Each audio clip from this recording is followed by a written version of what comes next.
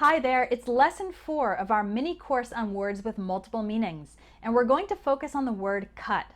Today you'll learn 20 ways to use it, from different definitions to phrasal verbs to idioms.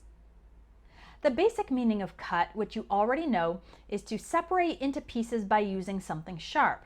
So you can cut a piece of paper with scissors, you can cut hair to make it shorter, or you can cut a cake with a knife, and so on. In this case, cut is a verb describing the action of separating by using something sharp. The word cut also functions as a noun to refer to the injury you receive when your skin is separated by something sharp. You can describe a cut in your skin as a deep cut or a nasty cut if it's major, and a small cut or a minor cut if it's a little one. When you get a tiny cut from the edge of a piece of paper, that's specifically called a paper cut, and it hurts a lot for such a small cut. Getting back to cut being used as a verb, cut can also mean to reduce. This is often used with money. If a store cuts prices, it means it reduces its prices. If the government cuts taxes, it reduces taxes. If your company needs to cut costs, it means it needs to reduce the amount of money it is spending. Informally, we often use the phrasal verbs cut down and cut back to talk about reducing things other than money, especially food. If you want to be healthier, you should cut down on, reduce, sugary and fatty foods. Or maybe you're drinking too much beer and you decide to cut back, reduce the amount of beer you drink. Cut can also mean to remove or delete completely, and this is most often used when talking about text, plays, and movies or TV shows. If I'm editing an article and I see a paragraph that would be confusing to the reader, I might cut that paragraph, delete it completely. Or the producers of a movie might decide to cut a scene that doesn't contribute to the storyline. They would remove or delete that scene totally. The word cut as a noun can also mean a part of something. For example, when talking about a cut of meat, that means meat from a specific part of the animal. A few examples of different cuts of beef are ribs, tenderloin, and flank steak. There are many different cuts of meat and they vary from country to country. Another place cut means part is when talking about a cut of the profits, meaning a part or a portion of the profits. So a company that has salespeople might offer them a 10% cut of the profits in order to motivate them to make more sales. That means they would receive a 10% part or portion of the profits. One informal use of cut is to be able to manage or handle something successfully. And this is most frequently used in the negative expression saying that something doesn't cut it or can't cut it. For example, he was a pretty good student in high school, but he couldn't cut it in college, meaning he couldn't handle the college classes successfully. Or maybe there's a new employee who is not doing her work very well. She'll lose her job soon if she doesn't cut it, if she doesn't manage to do the work well. Cut can also mean to hurt someone's feelings, usually hurting someone's feelings with words or comments. If your ex-boyfriend said something really mean to you, you could say, his comment cut me deeply, meaning it hurt your feelings badly. Two more ways to express this are saying that the comment cut me to the quick or cut me to the bone. Again, those mean that the comment hurt your feelings a lot. This use also appears in the expression a cutting remark, meaning a statement that hurts feelings. So if your mother really loves you, but you tell her something like, "You've never really cared about me," that would be a cutting remark. It would hurt her feelings. Let's finish with 3 more quick and specific uses of cut. One is to cut in line. So there's a line of people waiting for something, like waiting to go on a ride at the amusement park, and if someone cuts in line, it means that instead of going to the correct place at the end of the line to wait their turn, they enter in the middle of the line, in front of other people who have been waiting longer. Cutting in line is considered rude and unacceptable behavior. If a student cuts class, it means they do not attend a class in which they are supposed to be present. Maybe a rebellious teenager would cut class in order to go shopping with her friends instead. So she's supposed to be in class, but she cuts class. She doesn't go. Finally, you'll sometimes hear the expression cut a check, which means to write or fill out a check. That's a piece of paper that you can deposit in the bank to get money.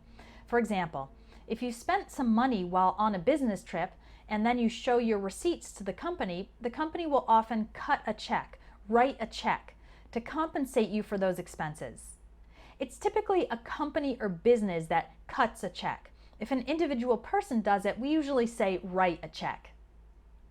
All right, now let's move on to some phrasal verbs. You already learned that cut back and cut down are both used for reducing. Cut down on fast food or cut back on expenses. But there are several more. A very common one is cut off, and this has several meanings. First is the literal meaning, to separate something from something else by cutting.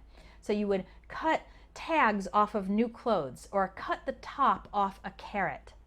But cut off can also mean to turn off or stop supplying.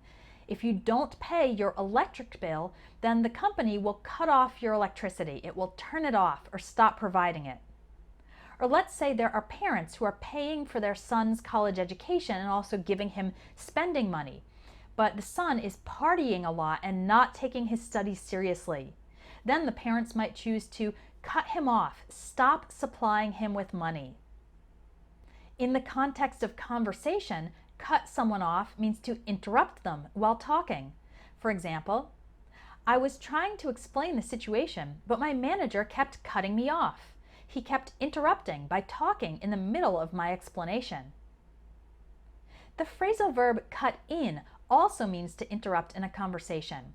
Maybe I'm trying to have a talk with my friend, but my little sister always tries to cut in. She tries to enter the conversation. What's the difference between cut off and cut in, meaning to interrupt?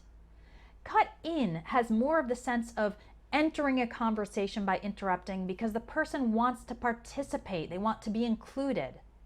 And cut someone off has more of the sense of interrupting in order to stop another person from saying something or stop them from finishing their sentence. To cut across means to go through an area so as to make your trip shorter.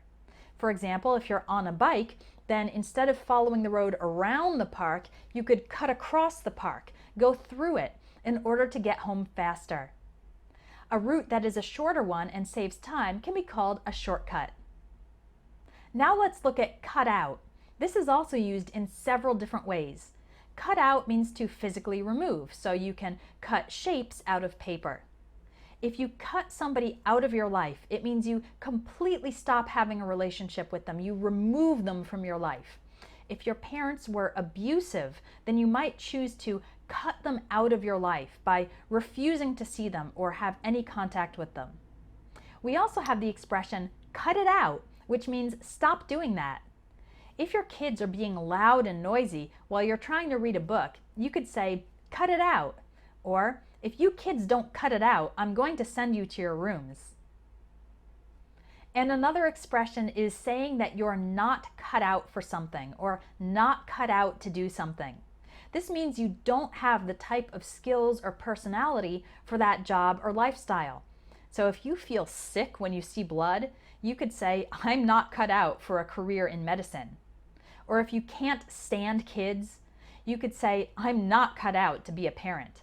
Again, it means that job or that lifestyle wouldn't suit you. You wouldn't be good at it. You wouldn't enjoy it. Okay, let's finish our lesson with some idioms. Sometimes you'll hear something being described as a cut above everything else. This means it is superior to other things in its category. Maybe there are 10 candidates for a job, but one is a cut above the rest because she has an advanced degree. She is better than, she is superior to the others. One thing you probably shouldn't do is cut corners. That means to save money or save effort by doing things in a cheaper or quicker way, which leads to a result or a product of lower quality. So maybe you're building a table for a customer and you cut corners by using the cheapest wood, but then the table is weak and it breaks easily. Or if you're writing an important article and you cut corners by just checking the facts briefly without doing detailed research, that could result in errors in the article because you cut corners. You took the easier way to save time and effort, and the result was something of inferior quality. Another common expression is to cut your losses. This describes when you've already put a lot of time, money, and effort into a project, but it's not making progress, so you decide to stop. Deciding to stop is cutting your losses. Maybe you tried to start a business and you spent $10,000 and 2 years buying supplies and advertising your products, but there aren't a lot of sales. So you cut your losses. You stop working on or investing in this failing project before you lose any more time or money. A phrase you might hear in everyday English is, "That's cutting it close." To cut it close means to do something very close to the time limit, so you're in danger of missing it. For example, if you're traveling and you have a connection, you need to get off one airplane and transfer to another one, and you only have 15 minutes to make the connection. That's cutting it close. You have very little time to get on the second plane before it leaves. What does it mean when you're talking and someone asks you to cut to the chase? That means they want you to hurry up and get to the point fast. If you cut to the chase, you don't talk about extra details and you don't do any polite introductory conversation. You just go right to the main point. Let's say your manager, who's very busy, calls a meeting of the team at work, and he starts the meeting by saying, "I'll cut to the chase. We're not getting good results and we need to improve." He didn't make any introductory comments. He didn't say a bunch of other things before. He went directly to the main point. That's what it means to cut to the chase. I try to cut to the chase in my English lessons. Get directly to the most important information that you need to know without a lot of extra stuff. Our final expression is to have your work cut out for you. This means you have a large and difficult task to do.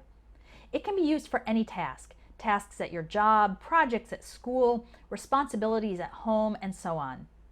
Imagine you buy a house that's 100 years old and it's in pretty bad condition. You're planning to renovate it, to repair it and make it new, but you have your work cut out for you. That means the task is very big and challenging. I would also say you have your work cut out for you when it comes to learning all these definitions. It's not an easy task, but I hope the examples in this lesson have helped. Make sure to do the exercise so that you can practice. Thanks for watching, and I'll see you in the next lesson.